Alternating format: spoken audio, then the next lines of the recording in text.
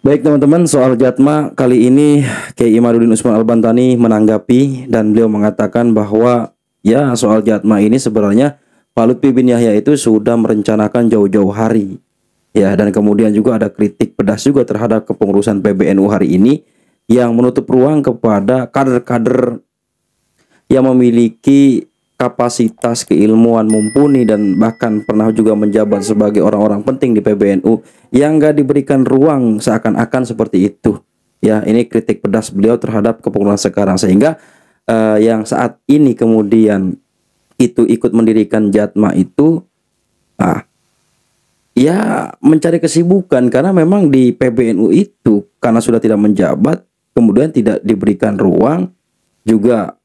Beliau mengatakan tidak ada diundang sama sekali dalam kegiatan-kegiatan yang skalanya besar gitu kan. Sehingga dilihat oleh Kiai Imad dinilai ini menjadi budaya yang sangat tidak beradab gitu. Sedangkan di pemerintahan saja presiden-presiden yang terdahulu ya, mantan-mantan presiden itu ketika 17 Agustus itu kan diundang. Masa ini organisasi keislaman kemudian menghilangkan etika adab-adab tertentu gitu loh dengan mencampakkan begitu saja orang-orang yang dulu pernah membesarkan nama PBNU. Ya, kita simak teman-teman.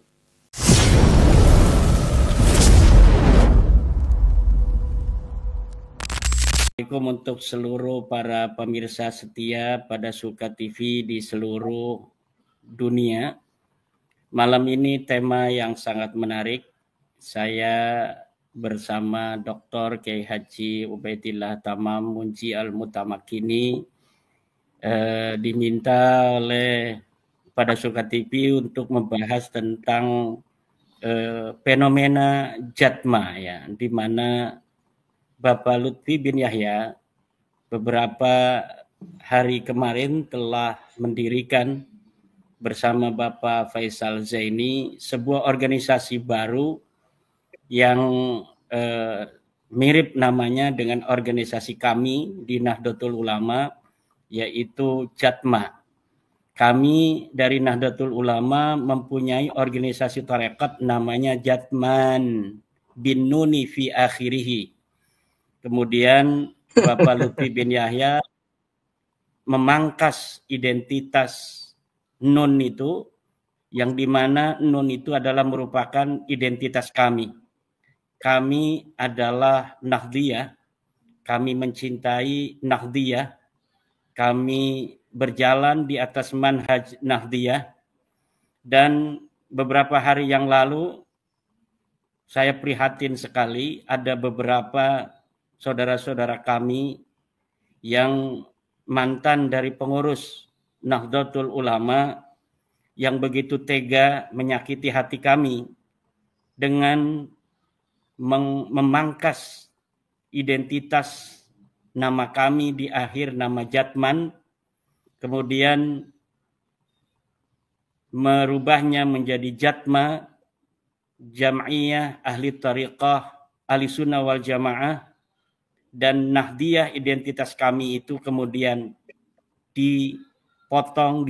Yang lebih memprihatinkan adalah ketika seorang Bapak Faisal Zaini yang merupakan mantan dari Sekretaris Jenderal PBNU ikut serta di dalam upaya-upaya orang-orang yang luar biasa menyakiti kami dengan menghilangkan Nun di dalam Jatman itu, dan kami tidak tahu apa alasan mereka begitu tega mengkhianati daripada ulama-ulama Nahdlatul Ulama. Karena apa? Karena di dalamnya masih ada ciri-ciri Nahdlatul Ulama. Bintang 9 dia rampas di situ di dalam lambang. Kemudian tali dengan longgar, tali yang dengan ikatan longgar itu adalah ciri khas Nahdlatul Ulama. Yang tidak sama itu hanya na'lu, sendal itu yang ada di tengah-tengah yang katanya sendal Rasulullah menurut kaum Balawi itu. Itu yang tidak sama, itu ciri-ciri Balawi itu. Di tengah-tengahnya itu ada sendal na'lu Rasulillah kata mereka. Cuma tidak tahu itu dari mana sejarah sendal Rasulullah semacam itu. Jadi di situ selain deklarasi Jamaah Ahli Thariqah Aswaja itu merupakan deklarasi sebuah organisasi, menurut saya adalah deklarasi final bahwa Bapak Lutfi itu keluar dari Nahdlatul Ulama. Sebelumnya kita dengar itu ada muridnya Bapak Lutfi bin Yahya yang katanya ngobrol berdua di dalam kamar, menyatakan bahwa Bapak Lutfi bin Yahya keluar dari Nahdlatul Ulama. Tetapi itu kan baru riwayat hadis ahad, satu orang yang menyampaikan. Tetapi ini adalah sebuah deklarasi yang dihadiri banyak orang. Ini mutawatir, tetapi tidak sharih, tidak jelas mengatakan secara lafzi bahwa dia keluar dari Nahdlatul Ulama. Tetapi ketika mendeklarasikan sebuah organisasi yang sama dengan Banom Nahdlatul Ulama, dengan objek yang sama, yaitu Jam'iyah Ahli Thariqah, dan kemudian namanya juga mirip, Jatman dan Jatma, hanya dia menghilangkan ciri khas Nahdlatul Ulama, yaitu An-Nahdiyah, maka saya kira tidak terlalu jauh dan tidak terlalu salah kalau kita mengatakan bahwa ini deklarasi final dari pembangkangan seorang Bapak Lutfi bin Yahya terhadap Nahdlatul Ulama. Ini dari sisi organisatoris. Kemudian dari sisi sejarah, yang orang bisa berpikir kenapa seorang Bapak Lutfi bin Yahya begitu tega dengan Bapak Faisal Zaini dan beberapa ada pengurus-pengurus yang dulunya menyatakan atau aktif di Nahdlatul Ulama, kemudian sekarang membuat sebuah organisasi thariqah yang masih ada ciri-ciri Nahdlatul Ulama di dalamnya, tetapi kemudian tidak mau membawa nama Nahdliyah.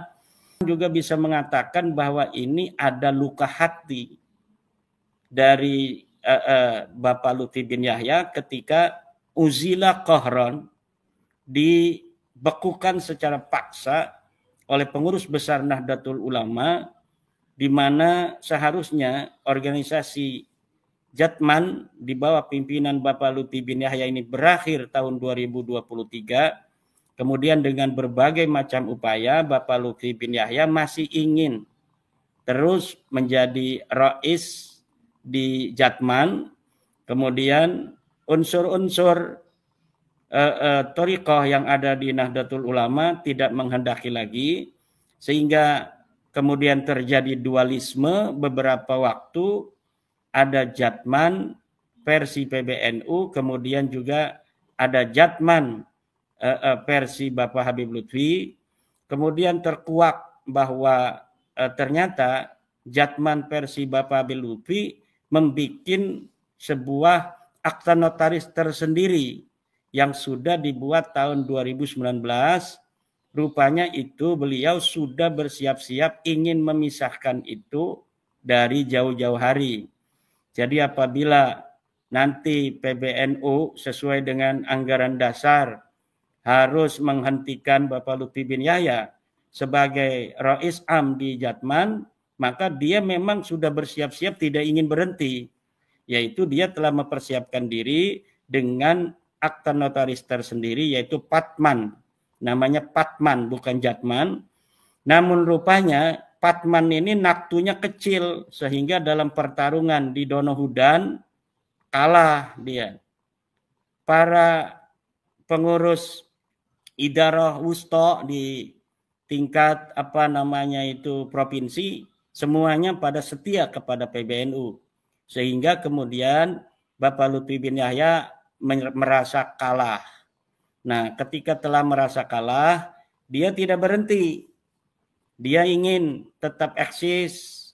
Kalau kalah dari sisi organisatoris di dalam organisasi di Nahdlatul Ulama, maka dia bisa mendirikan organisasi tasawuf tersendiri.